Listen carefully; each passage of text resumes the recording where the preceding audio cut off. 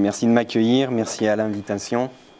C'est une joie pour moi à chaque fois de venir. Et c'est vrai que de voir des montagnes, ça rassure. Hein, parce que pour un Grenoblois, pour un montagnard, pas de montagne, on est un peu perdu. Et mine de rien, les montagnes, c'est un repère. Hein.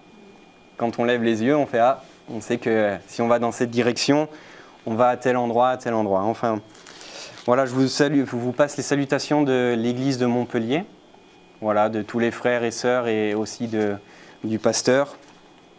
Et on prie beaucoup pour vous, on prie pour votre pasteur et pour tout le projet qu'il y a. Et on veut croire que le Seigneur a de belles choses encore pour Ganges durant cette année 2023 et plus aussi, parce que le Seigneur n'a pas changé, il est le même. Amen. On va ce matin, je voudrais m'arrêter avec vous sur un thème, très certainement que vous avez déjà entendu un certain nombre de messages dessus et en préparant ces moments, j'ai eu ce thème à cœur. Je vais parler de la confiance. Très certainement que, voilà, comme je disais, vous avez déjà entendu beaucoup de messages concernant ceci, mais il est important de bien placer sa confiance. La Bible, lorsqu'on la lit, on voit qu'il y a beaucoup de promesses pour celui et celle qui place sa foi, qui place sa confiance dans le Seigneur. Dans Jérémie, un verset très connu, 29, chapitre 11, nous dit « Car je connais les projets que j'ai formés sur vous, projets de paix et non de malheur, afin de vous donner de l'avenir et de l'espérance. » Mais pour que ce verset puisse s'appliquer dans nos vies, il faut que nous nous confions et que nous plaçons notre confiance dans le Seigneur. Amen. Amen. Et je crois que pour l'année 2023, le Seigneur a plein de choses pour nous. Mais nous devons continuer à tenir la main du Seigneur et à avancer, même s'il peut y avoir des hauts et des bas. Même s'il peut y avoir des bas. Je regardais la définition de la confiance. La confiance, c'est l'action de se confier en quelqu'un ou en quelque chose. La confiance signifie que l'on remet à une personne quelque chose de précieux. La confiance, c'est aussi un sentiment d'assurance, un sentiment de sécurité, un sentiment de stabilité. C'est un sentiment de pouvoir aussi s'appuyer sur quelqu'un, de pouvoir compter sur quelqu'un. C'est la définition que donne le dictionnaire. Et je crois que cette définition est aussi vraie lorsqu'on s'appuie vraiment sur le Seigneur. L'homme, lui, change, mais Dieu, lui, ne change pas. Il demeure le même. Alors, on va faire une lecture dans le livre du prophète Jérémie, au chapitre 17, et à partir du verset 5. Et on ira jusqu'au verset 8. Jérémie, chapitre 17. Jérémie, chapitre 17, à partir du verset 5, je lis « Ainsi parle l'Éternel, maudit soit l'homme qui se confie dans l'homme, qui prend la chair pour son appui et qui détourne son cœur de l'Éternel. Il est comme un misérable dans le désert, et il ne voit point arriver le bonheur. Il habite les lieux brûlés du désert, une terre salée et sans habitants.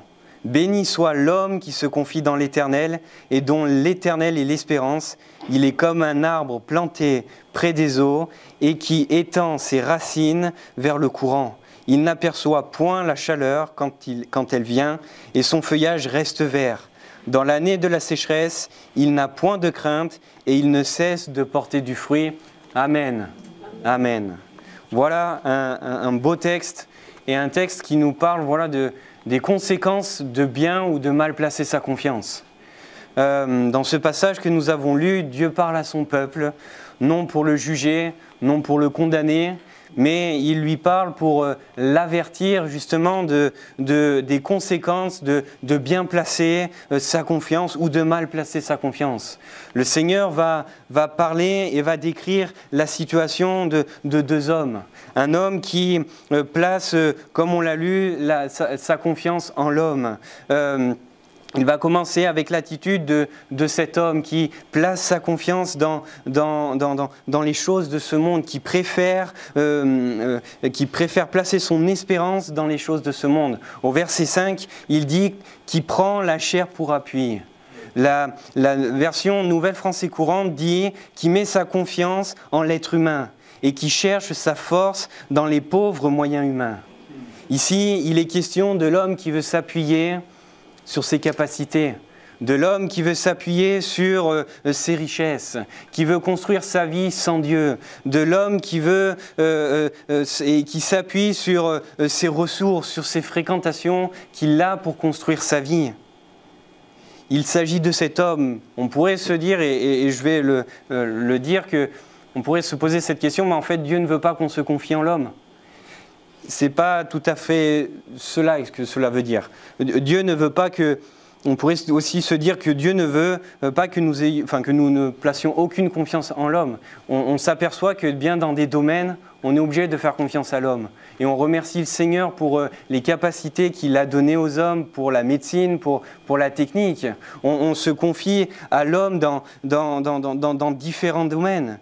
Mais dans ce passage ici, Dieu, lorsqu'il parle à Jérémie, il dit en fait que cet homme qui prend plaisir, qui s'attache aux choses de ce monde, c'est cet homme qui décide de vivre sans Dieu, qui décide de vivre loin de Dieu, qui décide de construire sa vie comme, je dirais, comme bon lui semble. On connaît, et lorsqu'on regarde et on lit le contexte du livre de Jérémie, ce peuple, c'est exactement ce qu'il va faire. Très souvent, on voit dans ce livre que ce peuple s'est détourné de Dieu. Ce peuple va laisser Dieu de côté et il va se tourner vers l'idolâtrie. De ce peuple qui se détourne de Dieu pour aller vers d'autres dieux. Et ce peuple qui a abandonné le seul vrai Dieu pour placer finalement sa confiance en l'homme. Et Proverbe 28, verset 11 nous dit « La fortune pour le riche est une ville forte.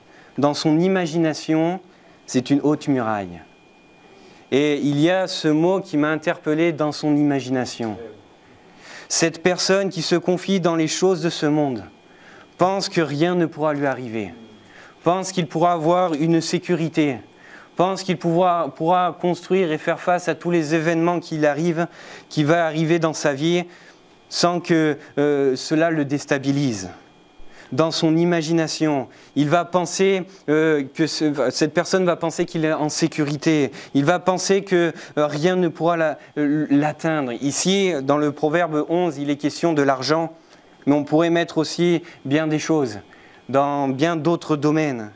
Et en pensant que, parce qu'on a un gros capital, parce qu'on a plein de choses, parce qu'on a une bonne assurance et plein d'autres choses, rien ne pourra nous arriver. Mais quand le malheur arrive, quand la tempête arrive, on se sent et on voit que, on est déstabilisé et que malgré tout cela, tout ce qui est matériel, ça nous procure pas cette espérance et qu'au contraire, ça nous met dans une ruine, ça nous met dans la difficulté. Cette confiance en l'homme, c'est l'image de celui qui place sa confiance sans fondement solide, sans avoir des fondations importantes.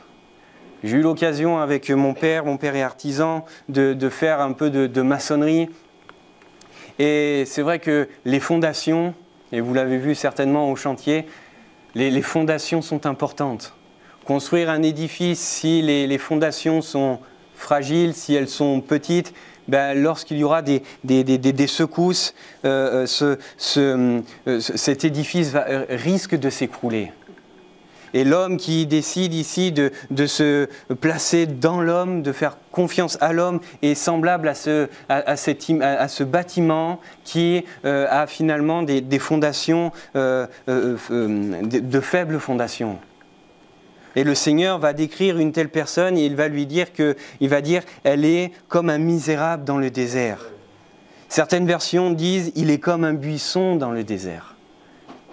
Et il y a un phénomène dans le désert, c'est que, et dans d'autres endroits aussi, à cause de la sécheresse, où il y a des arbres, des buissons qui prennent feu tout seuls. Parce qu'ils n'ont pas de racines solides, ils n'ont pas d'endroit où puiser leurs ressources. La chaleur du soleil chauffe tellement ces plantes que ces plantes, finalement, elles sèchent. Et au bout d'un moment, le bois atteint une telle température qu'il s'enflamme tout seul.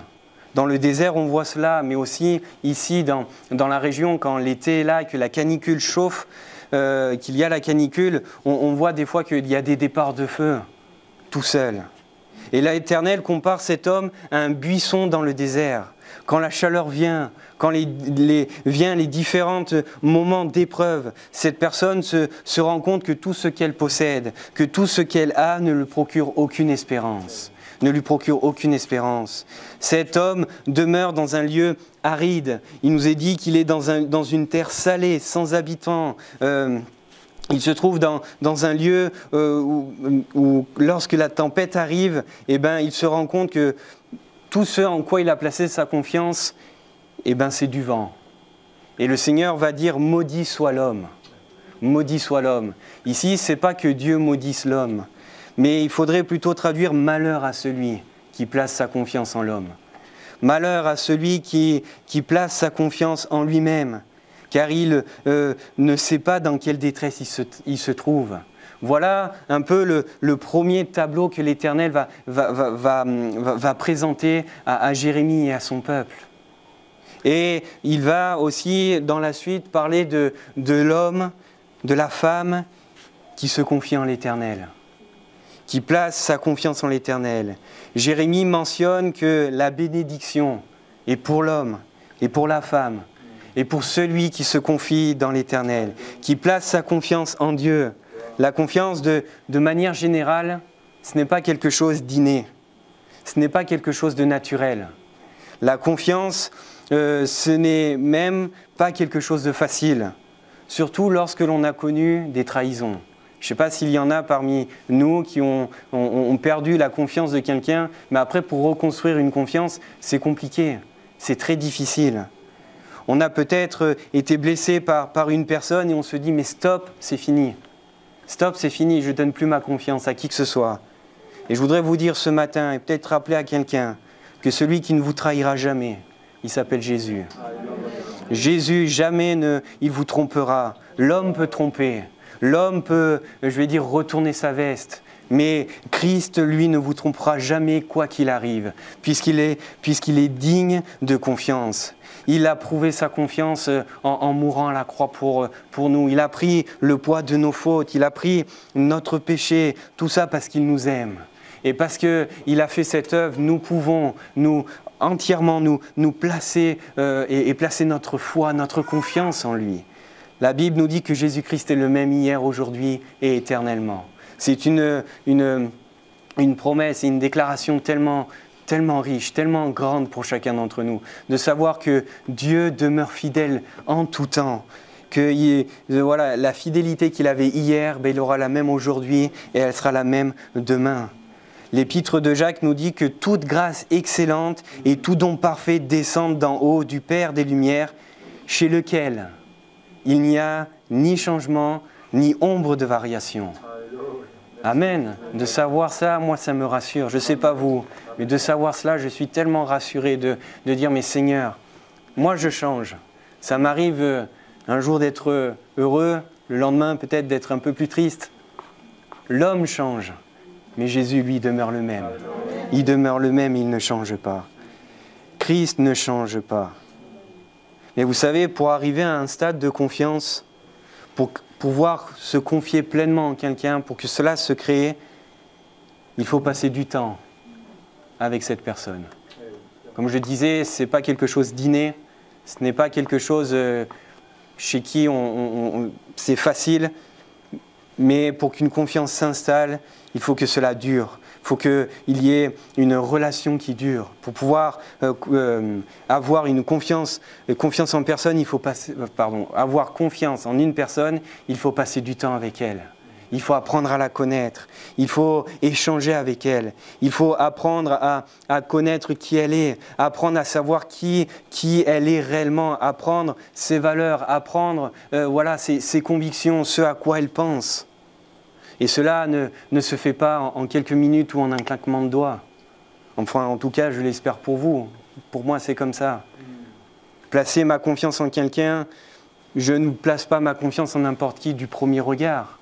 Je ne place pas ma confiance en quelqu'un parce que je trouve que cette personne est bien, est plutôt stable, mais je veux apprendre à connaître cette personne. Je veux apprendre à voir qui elle est réellement. Et aujourd'hui, on vit un peu dans une société où on place trop vite un peu notre confiance. On place trop vite notre confiance et finalement, on se rend compte que lorsque on va un peu trop vite, il y a des drames qui arrivent et il y a des déceptions. Nous pouvons mettre notre confiance en une personne dans la mesure où nous savons qui elle est, dans la mesure où nous avons appris à la connaître. Et sans cette étape importante, il n'y aura aucune confiance stable qui sera. Vous savez, je voudrais vous poser cette question, mais connais-tu Jésus? Connais-tu qui est réellement Jésus? As-tu réellement, ce matin, mon frère, ma sœur, as-tu réellement appris à connaître sa personnalité? Est-ce que tu peux dire, mais moi j'ai pleinement confiance en mon Seigneur parce que je sais qui il est? Vous savez, il y a récemment, un pasteur nous rappelait ce passage de cette femme qui va venir au pied de Jésus et qui va crier « Mais Seigneur, aie pitié de moi, fils de David », car sa fille, elle était possédée d'un démon. Et Jésus, il va pas répondre. Cette femme avait une connaissance, elle savait qui était Jésus, puisqu'elle va dire « Seigneur, fils de David ». Elle savait qu'il était tout-puissant, que rien n'était impossible à lui. Mais Jésus ne va pas répondre. Cette femme était venue auprès de Jésus, peut-être juste en attendant de recevoir quelque chose. Jésus ne répond pas parce qu'elle n'a pas cette relation avec Jésus. Cette femme n'a pas cette relation profonde et intime avec Jésus. Et Jésus va l'enseigner tout au long de ce passage. Jésus va l'enseigner et cette femme va se repentir et elle va créer et elle va venir et elle va avoir cette relation avec Jésus. Et sa fille sera délivrée après. Connais-tu Jésus, mon frère, ma sœur, ce matin? Connais-tu qui il est réellement? As-tu réellement cette relation avec lui? Passer du temps, et pour connaître qui est réellement Jésus, il faut passer du temps dans la prière. Passer du temps à lire sa parole. Passer du temps dans la louange. Passer du temps en venant dans sa présence et être un peu comme Marthe à ses pieds et dire « Seigneur, je veux apprendre à te connaître. Je veux apprendre à te connaître encore plus. » Et le Seigneur est celui qui veut nous donner et nous apprendre qui il est réellement. Proverbe 22, verset 19 nous dit, et c'est l'Éternel qui parle, « Afin que ta confiance repose sur l'Éternel, je veux t'instruire aujourd'hui, oui toi. » Le Seigneur veut nous instruire, jour après jour. Plus nous allons passer du temps dans sa présence, plus nous allons apprendre à le connaître et mieux nous pourrons nous confier en lui. Mieux nous pourrons nous confier en lui. Comment voulons-nous que l'on place notre confiance en Jésus si nous ne le connaissons pas? Un verset bien connu dans 2 Timothée 3, verset 16.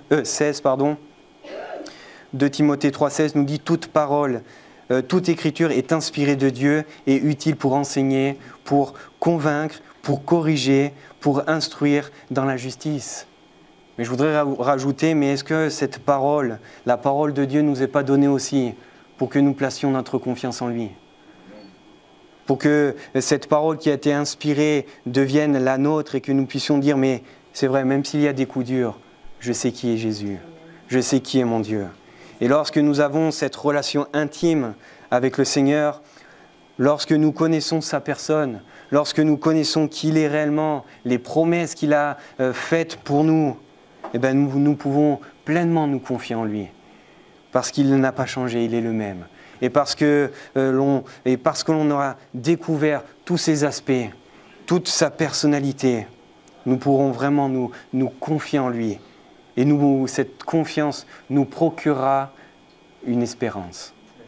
Elle nous procurera une espérance. Au verset 7, l'Éternel dit à Jérémie, « Béni soit l'homme qui se confie dans l'Éternel et dont l'Éternel est l'espérance. » L'homme qui place sa confiance en Dieu a de l'espérance, a un avenir.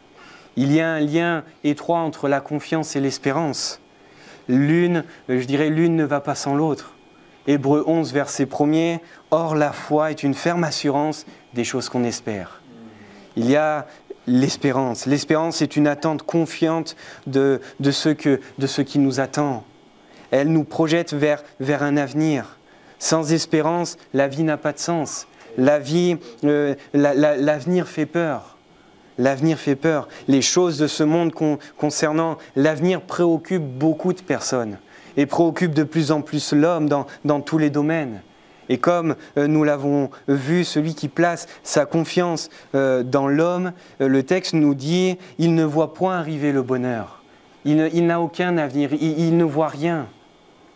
Il n'a aucune perspective.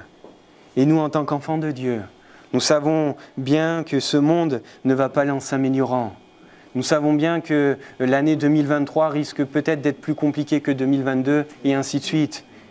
Mais je voudrais dire, plaçons notre confiance en Jésus et plaçons notre confiance, notre espérance en celui qui a tout accompli, en celui qui est vivant. Notre espérance, et nous espérons dans le retour glorieux de Jésus. Nous espérons d'être un jour avec lui dans sa présence pour l'éternité. Amen. Amen. Et cette espérance que nous avons, elle nous donne une paix non pas que le monde donne, mais c'est une paix que Dieu nous donne. C'est une paix qui surpasse toute intelligence, qui surpasse tout ce que l'on peut imaginer. Et malgré les temps d'épreuve, malgré les circonstances qui sont là et qui peuvent nous déstabiliser, si nous avons vraiment cette réelle relation et que nous plaçons notre confiance en lui, nous pourrons résister au jour de l'épreuve. Nous pourrons résister au jour de la chaleur.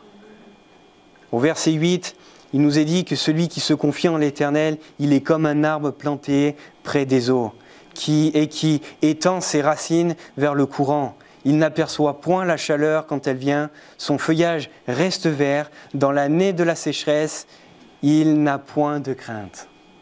Celui qui place sa confiance. La Bible nous présente souvent comme des arbres. Est-ce que vous le savez? On est des arbres.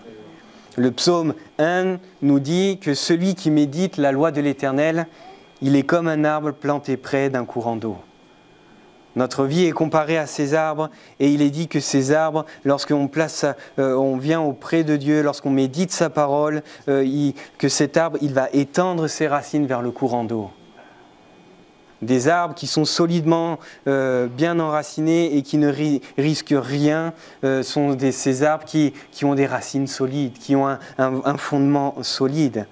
Les racines apportent tout ce qu'il faut pour que l'arbre grandisse. Ils vont aller chercher la fraîcheur et ces racines vont remonter tous les minéraux et tout ce qu'il faut pour que l'arbre grandisse. Et cet arbre qui est planté près des eaux et qui étend ses racines vers le courant, c'est l'image de cet enfant, de l'homme, de la femme, qui vient dans la présence de Dieu, qui vient dans la présence de Jésus. C'est l'image de celui qui se confie en l'Éternel. Il est comme un arbre planté près des courants d'eau. Lorsque on passe du temps dans la présence de Dieu, même si la chaleur vient, on résistera. On résistera. Il ne craint pas l'épreuve, il ne craint pas les différents coups durs. Pourquoi? Parce qu'il est profondément enraciné. Les racines sont les parties de l'arbre qu'on ne voit pas et pourtant, c'est les parties les plus importantes de l'arbre. C'est les parties les plus importantes. Ces racines correspondent bien évidemment à notre vie de prière, à notre alimentation spirituelle. Et lorsque l'on développe cette vie cachée dans la prière, dans la lecture de la parole, lorsqu'on se nourrit jour après jour de la parole de Dieu, nous pouvons résister à la chaleur, nous pouvons résister à l'épreuve, parce que nous avons une confiance et une espérance dans notre Seigneur. David avait bien compris cela, il avait expérimenté cela. Il y a un psaume, et je crois que c'est un de mes psaumes préférés, c'est le psaume 13. Quand on lit le psaume 13, à la fin, David dit « Moi, j'ai confiance en ta bonté, j'ai de l'allégresse dans le cœur à cause de ton salut. » C'est un beau verset, mais des fois, on s'arrête uniquement sur ce verset. Mais lisez les 6 premiers versets, les 5 premiers versets qu'il y a avant. Quand on lit ce qui se passe avant, on peut se dire « Mais David, est-ce qu'il a vraiment confiance? Si on lit le psaume 13, il va dire, mais jusqu'à quand m'oublieras-tu? Jusqu'à quand serai-je dans tous mes soucis et tout? Jusqu'à quand? Tous ces pourquoi? Et on pourrait se dire, mais finalement, est-ce que David avait vraiment compris qui était Dieu si on n'a pas le verset 6? Jusqu'à quand, Éternel, m'oublieras-tu sans cesse? Jusqu'à quand me cacheras-tu ta face? Jusqu'à quand aurai-je des soucis dans mon âme et chaque jour des chagrins dans mon cœur? Jusqu'à quand mon ennemi s'élèvera-t-il contre moi? Regarde, réponds-moi, Éternel, mon Dieu. Donne à mes yeux de la clarté afin que je ne m'endorme pas du sommeil de la mort, afin que mon ennemi ne dise pas « je l'ai vaincu » et que mes adversaires ne se réjouissent pas si je chancelle. Jusqu'ici, on peut se dire mais ça vaut le coup de placer notre confiance en Dieu. Mais toute la clé de ce verset, de ce chapitre, c'est le verset 6. Mais malgré tout ce que je peux vivre, malgré tout ce que j'ai, malgré les épreuves, malgré les situations tellement compliquées que je peux passer, David va dire « Moi j'ai confiance en ta bonté. Moi j'ai confiance en ta bonté. » Pourquoi il peut dire ça? Parce que David a appris à connaître qui était Dieu. Il avait cette relation. David était un homme selon le cœur de Dieu, un homme qui avait une relation intime, une relation profonde avec Dieu. Et il connaissait, et c'est parce qu'il connaissait le Seigneur, parce qu'il connaissait l'Éternel qui pourra dire « Mais moi j'ai confiance.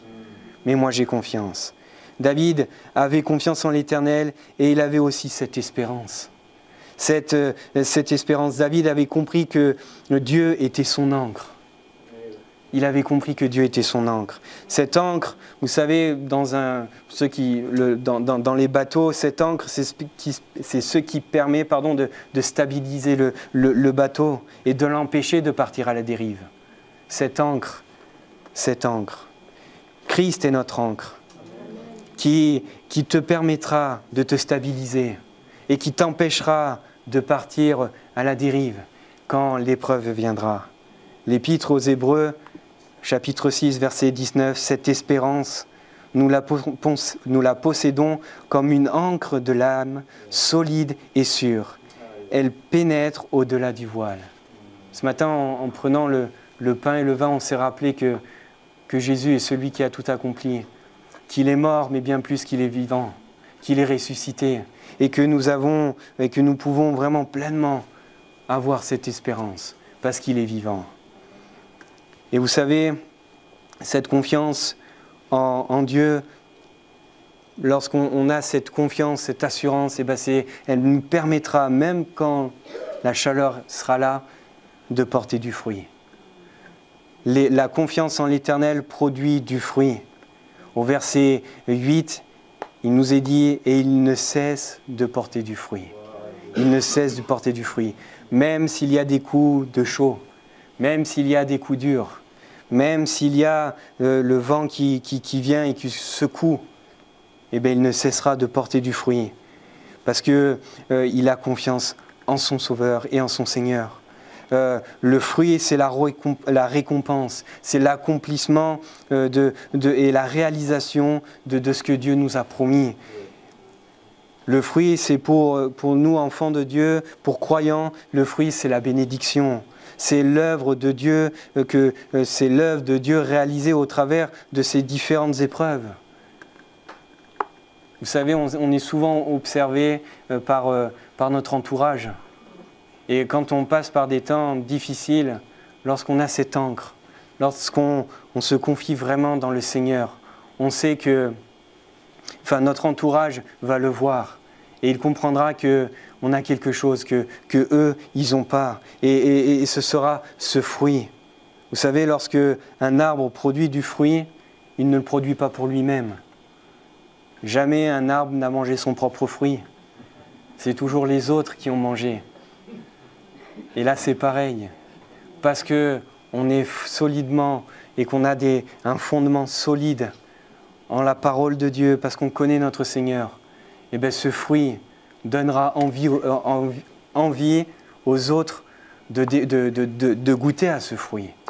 Ce fruit, c'est le fruit que nous devons porter lorsque les temps sont durs. Le fruit que nous portons est le fruit de la gloire de Dieu et non de la gloire des hommes. Ce fruit doit donner faim et soif à ceux qui nous entourent. Amen. Je vais terminer. Peut-être qu'on pourrait prendre un temps de prière et dire, Seigneur, c'est vrai que peut-être que je me suis un peu éloigné de toi et j'ai pas placé ma confiance en toi. Ou peut-être se dire, Seigneur, je veux encore que dans cette année qui arrive, face à mes différents défis qui sont là, je veux, Seigneur, placer pleinement ma confiance en toi. Amen. Seigneur, je veux te remercier encore pour ta parole. Seigneur, qui nous rappelle combien, Seigneur, tu es tout pour nous. Combien tu es bon, combien tu es fidèle, combien tu ne changes pas. Nous l'avons lu, Seigneur. Tu demeures éternellement le même.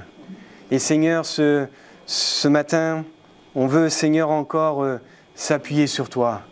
On veut encore, Seigneur, durant notre vie, durant cette année qui démarre et qui a déjà commencé, nous voulons, Seigneur, vraiment compter sur toi.